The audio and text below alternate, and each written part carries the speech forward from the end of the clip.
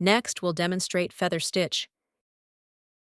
Using 4 strands of color number 9. Come up at upper left of pattern. Take down directly below. Don't pull tight. Leave some thread on fabric. Come up between crossing threads. Pull thread, creating V-shape.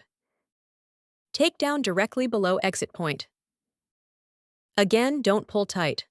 Hold thread loop with finger. Prevent movement. Come up at middle point. Pull thread. Take down above exit point. Come up in middle. Alternate up and down while stitching. Each exit at middle point. To create V-shape.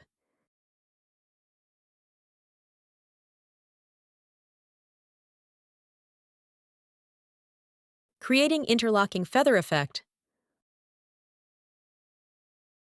Following these steps. Complete remaining pattern. Final stitch down, then knot it back. Let's look at the result. I often use this stitch for pattern decoration or plant details.